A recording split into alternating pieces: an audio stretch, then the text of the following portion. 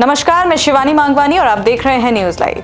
IIMT Meerut टी20 cricket league में Shubham smashers ने 6 wicket से जीता मैच। कप्तान प्रियम गर्ग ने 46 गेंद पर बनाए 102 रन। आईआईएमटी विश्वविद्यालय और मेरठ डिस्ट्रिक्ट क्रिकेट एसोसिएशन के संयुक्त तत्वावधान में आयोजित आईआईएमटी मेरठ टी20 लीग में शुभम स्मैशर्स ने मेरठ साउथ वॉरियर्स को 6 विकेट से हराकर जीत दर्ज की। टॉस जीतकर पहले बल्लेबाजी करते हुए मेरठ साउथ वॉरियर्स की सलामी बल्लेबाज इंजमाम हुसैन और विश्वेंद्र चौधरी ने 3.4 ओवर में ही स्कोर 68 रन तक पहुंचा दिया, लेकिन तभी अर्नव सोम की गेंद पर काव्य तेवतिया ने इंजमाम का कैच पकड़ लिया। इंजमाम ने 3 चौके और 4 छक्कों के साथ 10 गेंद में 36 रन बनाए, जबकि विश्वेंद्र चौधरी ने 27 गेंद पर 42 रन और अंकुर मलिक ने 33 गेंद पर 66 रनों का योगदान दिया। इस तरह मेरठ साउथ वॉरियर्स ने 20 ओवर में 8 विकेट खोकर 215 रन बनाए। वहीं लक्ष्य का पीछा करने उतरे शुभम स्मैशर्स के सलामी बल्लेबाज प्रियम गर्ग का कैच दूसरे ओवर में मनमोहन की गेंद पर कैच पकड़ लिया गया, लेकिन हाइट ज्यादा होने के कारण थर्ड अंपायर ने 9 बॉल करार देते हुए प्रियम को नॉट आउट दिया। इसके बाद 10 ओवर में शुभम स्मैशर्स ने बिना कोई विकेट खोए 136 रन बना लिए और अब जीत के लिए 60 गेंद पर 80 रन का आसान लक्ष्य था। आईआईएमटी मेरठ टी20 लीग के उद्घाटन मैच में पहला शतक लगाने वाले प्रियम गर्ग ने सिर्फ 44 गेंद पर दूसरा शतक पूरा करते हुए 46 गेंद पर 102 रन बनाए। इस तरह 11.3 ओवर में 146 रन के स्कोर पर टीम का पहला विकेट गिरा, लेकिन बादल सिंह बालियान ने तेज बल्लेबाजी करते हुए 24 गेंद पर 42 रन बनाए।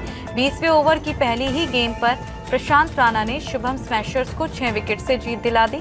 इस मुकाबले में मैन ऑफ द मैच के साथ most sixer of the match का पुरस्कार प्रियम गर्ग को मिला, जबकि fighter of the match Ankur Malik, most economical bowler of the match Tanmay Chaudhary, Shubham Smashers best striker of the match Inzamam और best fielder of the match Vineet Pawar Meerut South Warriors रहे। IIMT Meerut टी20 लीग में बीबीसी एलिट ने व्हाइट डॉट शास्त्री नगर को 6 विकेट से हराया। 19वें ओवर में हासिल किया लक्ष्य। आईआईएमटी मेरठ टी20 लीग के आईआईएमटी क्रिकेट एकेडमी ग्राउंड पर खेले गए मुकाबले में बीबीसी एलिट ने व्हाइट डॉट शास्त्री नगर को 6 विकेट से हरा दिया। व्हाइट डॉट शास्त्री नगर की शुरुआत अच्छी नहीं रही और सलामी बल्लेबाज अभय चौहान 5 रन बनाकर आउट हो गए, जबकि चैतन्य पराशर ने संघर्षपूर्ण पारी खेलते हुए 21 गेंद पर 33 रन बनाए।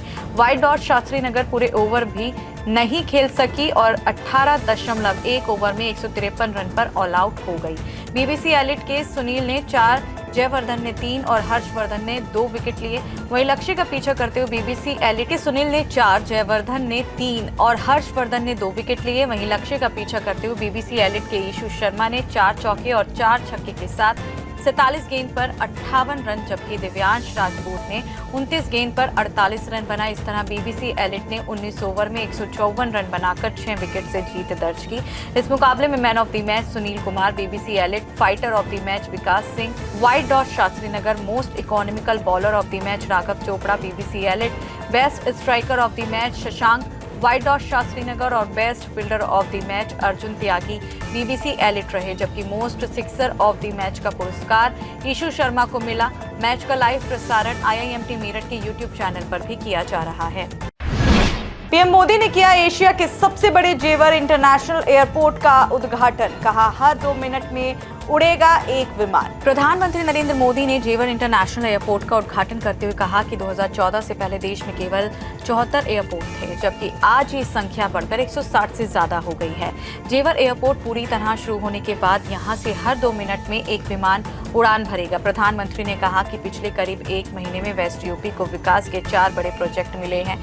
सबसे पहले ग्रेटर नोएडा में उत्तर भारत की पहली सेमीकंडक्टर यूनिट की स्थापना हुई और फिर दिल्ली से मेरठ रैपिड ट्रेन व मेरठ को मेट्रो मिली और आज जेवर एयरपोर्ट का उद्घाटन किया गया है। वहीं जेवर एयरपोर्ट से फ्लाइट्स का संचालन पूरी तरह शुरू होने के बाद यह एशिया का सबसे बड़ा इंटरनेशनल एयरपोर्ट होगा। करीब 11,200 करोड़ रुपए की लागत से तैयार जेवर एयरपोर्ट का सालाना क्षमता करीब 7 करोड़ यात्रियों की है। रूस से तुंगुस्का एयर डिफेंस सिस्टम खरीदेगा भारत। रक्षा मंत्रालय ने 445 करोड़ रुपए के करार पर किए हस्ताक्षर। भारत ने रूस से Tunguska air defence missile system खरीदने के लिए 445 करोड़ रुपए की डील की है। यह सिस्टम ड्रोन हमलों से मुकाबला करके S-400 जैसे शक्तिशाली एयर डिफेंस सिस्टम के लिए शील्ड का काम करेगा, जो बड़े और बहुत ही ताकतवर हवाई हमलों से निपटने के लिए बनाया गया है। Tunguska air defence system drone हमलों के साथ हेलीकॉप्टर्स और क्रूज मिसाइलों के खिलाफ भी कारगर हथियार माना जाता है। इसमें सतह से हवा में मार करने के लिए मिसाइलें 30 mm की 2 तोपों वाले सिस्टम से दागी जाती है। ये अपग्रेडेड मिसाइलें खासतौर पर कम ऊंचाई वाले ड्रोनों के झुंड का मुकाबला करने के लिए डिजाइन की गई है। Tunguska air defence mobile platform पर है, जिसकी वजह से इसे कभी भी तैनात करना संभव है। नेपाल में बालेन शाह के सत्ता संभालते ही पूर्व प्रधानमंत्री केपी शर्मा ओली गिरफ्तार।